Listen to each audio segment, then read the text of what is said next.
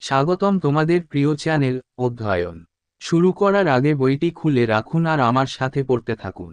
আমাদের এই ছোট্ট চ্যানেলটি সাবস্ক্রাইব করতে ভুলবেন না। চলুন শুরু করি। Western India.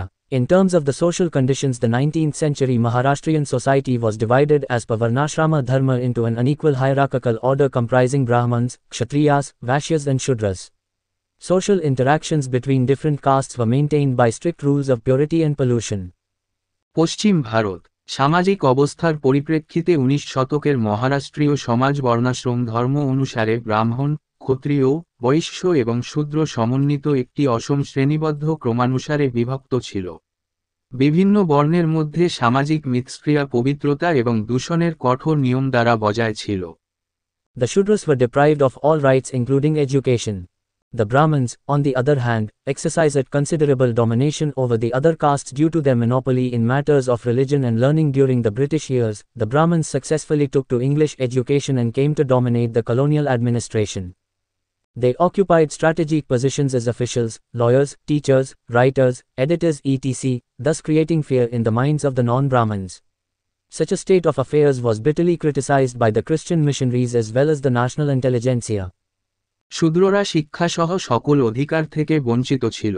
অন্যদিকে ব্রাহ্মণরা ধর্ম ও শিক্ষার বিষয়ে তাদের একচেটিয়া থাকার কারণে অন্যান্য বর্ণের উপর যথেষ্ট আধিপত্য বিস্তার করেছিল। ব্রিটিশ আমলে ব্রাহ্মণরা সফলভাবে ইংরেজি শিক্ষা গ্রহণ করে এবং ঔপনিবেশিক প্রশাসনে আধিপত্য বিস্তার করে। তারা কর্মকর্তা, আইনজীবী, শিক্ষক, লেখক, সম্পাদক প্রভৃতি কৌশলগত পদে অধিষ্ঠিত হয়েছিল, ফলে অব্রাহ্মণদের মনে ভীতি তৈরি হয়েছিল। খ্রিস্টান ধর্মপ্রচারকদের পাশাপাশি জাতীয় বুদ্ধিজীবীদের দ্বারা এই জাতীয় পরিস্থিতির কঠোর সমালোচনা করা হয়েছিল। Consequently, in Western India, the main focus of reform movements was social reform, unlike Bengal, where the focus was religious reform. Hence, the early intellectuals of Maharashtra had a rather practical approach and were not much concerned with religious or philosophical aspects. ফলস্বরূপ পশ্চিম ভারতে সংস্কার আন্দোলনের প্রধান কেন্দ্রবিন্দু ছিল সামাজিক সংস্কার, বাংলার বিপরীতে, যেখানে ফোকাস ছিল ধর্মীয় সংস্কার। তাই মহারাষ্ট্রের প্রাথমিক বুদ্ধিজীবীদের একটি বরং ব্যবহারিক দৃষ্টিভঙ্গি ছিল এবং তারা ধর্মীয় বা দার্শনিক দিকগুলির সাথে খুব বেশি উদ্বিগ্ন ছিলেন না। The reformers in Maharashtra can be divided into two distinct strands. 1. The early radical reformers like Jyotiba Phule, who sought a revolutionary reorganization of traditional society on the basis of principles of equality and rationality. Their efforts led to the emergence of a general awareness among the lower castes regarding the various forms of discrimination they were subjected to and gave birth to non-Brahman movement in Maharashtra. This has been dealt with in the next chapter. 2. The later moderate reformers like M. G. Ranade, who sought a return to past society with some modifications. মহারাষ্ট্রের সংস্কারকদের দুটি স্বতন্ত্র ধারায় বিভক্ত করা যেতে পারে। 1. জ্যোতিবা ফুলের মতো প্রাথমিক আমূল সংস্কারক, যারা সাম্য ও যৌক্তিকতার নীতির ভিত্তিতে ঐতিহ্যগত সমাজের একটি বিপ্লবী পুনর্গঠন চেয়েছিলেন। তাদের প্রচেষ্টার ফলে নিম্ন বর্ণের মানুষদের মধ্যে বিভিন্ন ধরনের বৈষম্যের শিকার হওয়া এবং মহারাষ্ট্রে অব্রাহ্মণ আন্দোলনের জন্ম দেওয়া সম্পর্কে সাধারণ সচেতনতা উত্থান ঘটে। পরবর্তী অধ্যায়ে এটি নিয়ে আলোচনা করা হয়েছে। 2. এম জি রানাডের মতো পরবর্তী মধ্যপন্থী সংস্কারক, যারা কিছু পরিবর্তনের সাথে অতীতের সমাজে ফিরে যেতে চেয়েছিলেন। Early phase of reform movement in Western India. Balshastri Jambekar, 1812–46. Jambekar was the pioneer of the intellectual movement in Maharashtra. He attacked Brahmanical orthodoxy. In 1832, he started a weekly, the Darpan, and initiated the reform movement through his numerous writings in the early 1830s. পশ্চিম ভারতে সংস্কার আন্দোলনের প্রাথমিক পর্যায়। বালশাস্ত্রী জাম্বেকর 1812–46। জাম্বেকর ছিলেন মহারাষ্ট্রের বুদ্ধিজীবী আন্দোলনের পথপ্রদর্শক।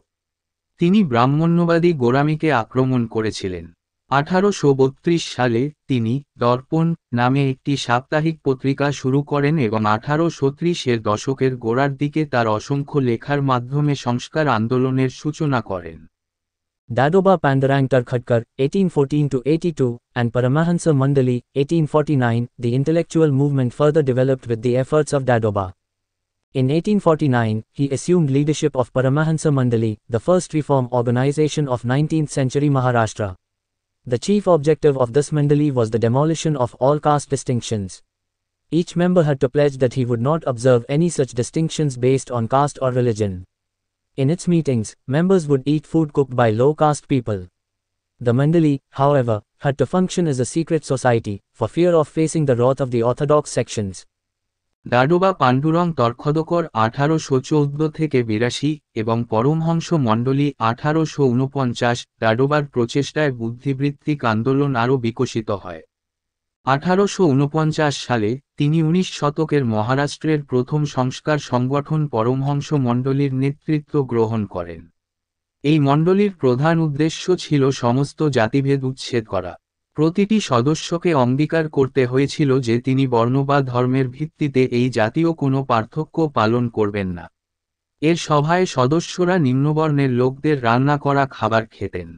মণ্ডলীকে অবশ্য গোঁড়া সম্প্রদায়ের ক্রোধের সম্মুখীন হওয়ার ভয়ে একটি গোপন সমাজ হিসাবে কাজ করতে হয়েছিল।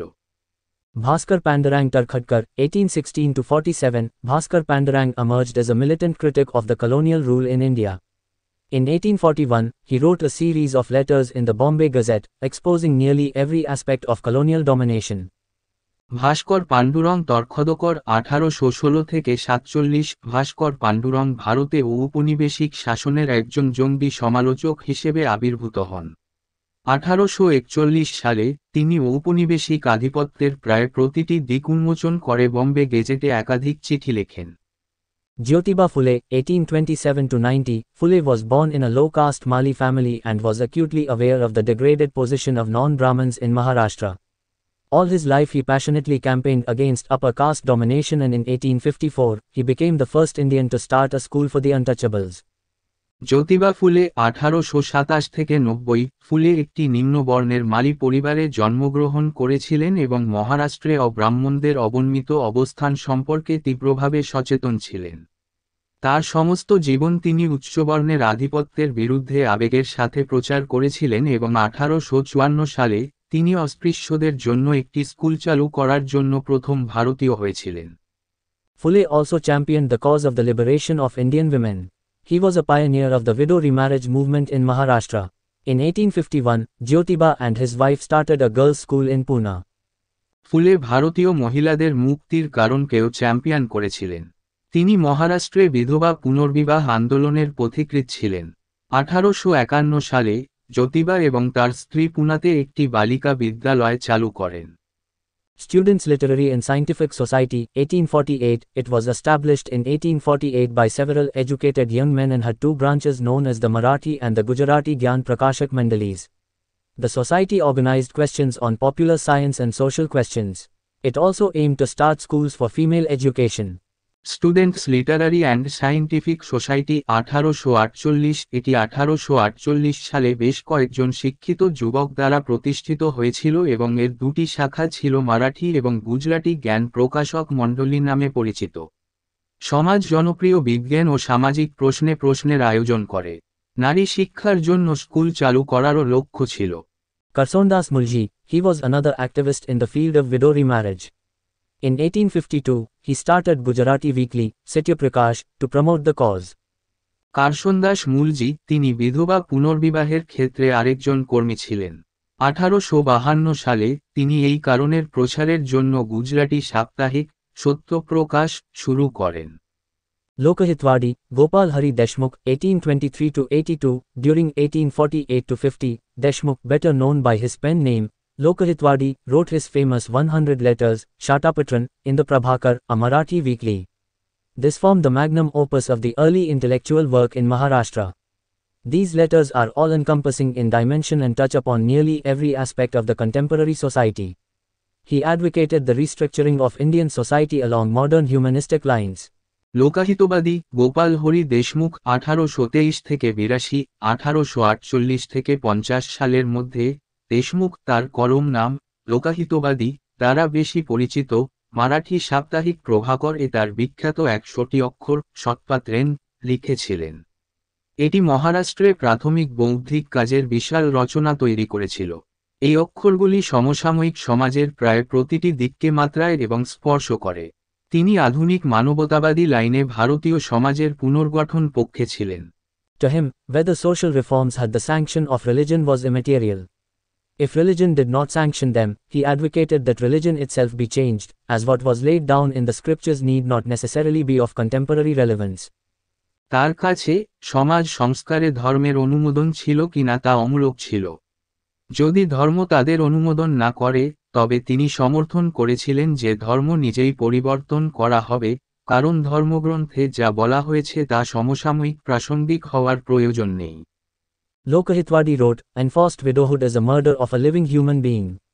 It involves the killing of human passions, feelings and emotions. You are butchering your own daughters in cold blood. Should not your blood boil with rage?" লোকহিতবাদী লিখেছেন, জোর করে বৈধব্য একটি জীবিত মানুষের হত্যা। এটা মানুষের আবেগ, অনুভূতি এবং আবেগ হত্যা জড়িত। আপনি আপনার নিজের মেয়েকে ঠান্ডা মাথায় হত্যা করছেন। রাগে কি তোমার রক্ত ফুটবে না? Vishnu Bikaji Gokhale, 1825–71. Vishnu Bikaji Gokhale was also known as Vishnubhava Brahmachari, for he remained a brahmachari for life. He denounced caste system and stood for oneness in society. Though he was a Brahmin, he had employed a Muslim cook and ate food served by anyone. Thus, he openly defied caste rules and worked for an equitable and just society. Vishnu Bikaji Gokhale 1825–71। Vishnu Bikaji গোখলেকে বিষ্ণুবাবা ব্রহ্মচারী নামেও পরিচিত, কারণ তিনি আজীবন ব্রহ্মচারী ছিলেন। তিনি জাতিভেদ প্রথার নিন্দা করেছিলেন এবং সমাজে ঐক্যের পক্ষে দাঁড়িয়েছিলেন। যদিও তিনি একজন ব্রাহ্মণ ছিলেন, তিনি একজন মুসলিম বাবুর্চিকে নিযুক্ত করেছিলেন এবং যে কারো দেওয়া খাবার খেতেন। এইভাবে তিনি প্রকাশ্যে জাতপাতের নিয়মকে অস্বীকার করেছিলেন এবং একটি ন্যায়সঙ্গত সমাজের জন্য কাজ করেছিলেন। এখানেই এই ভিডিওটি শেষ করলাম। পরবর্তী ভিডিওতে আমরা বাকিটা পড়ব।